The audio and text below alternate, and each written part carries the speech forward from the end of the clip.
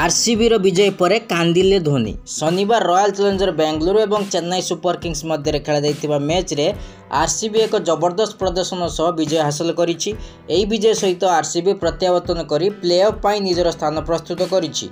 एही विजय पर गोटे पटे आरसीबी खेलाड़ी और प्रशंसक मुहरे खुशी थिबा बेले अन्य पटे सीएसके प्रशंसक माने निराश होइतिबा देखिबाकू मिलिछि।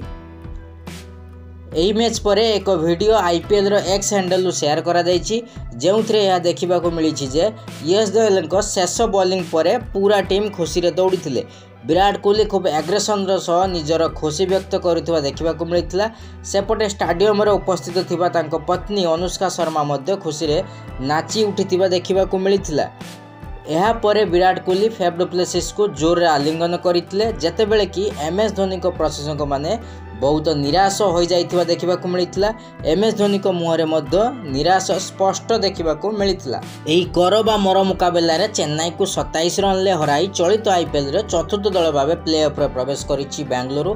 अन्यपटे पराजय सह आईपीएल 2024 रु विदाय नेइछि 5 थर चैंपियन चेन्नई सुपर किंग्स। लगातार 6टी मैच जीति चलित आईपीएल अविश्वसनीय भाव दमदार प्रत्यावर्तन करिछि बेंगलुरु।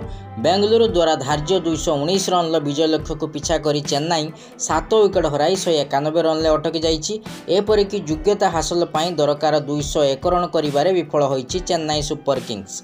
प्रथमे बैटिंग करिथिबा बेंगलुरु फेफ डु प्लेसिस को 54 रन सह Virat Kohli 47 run, Cameron Green 38 run विस्फोरक इनिंग्स बल 5 विकेट रे 208 रन करिथिला।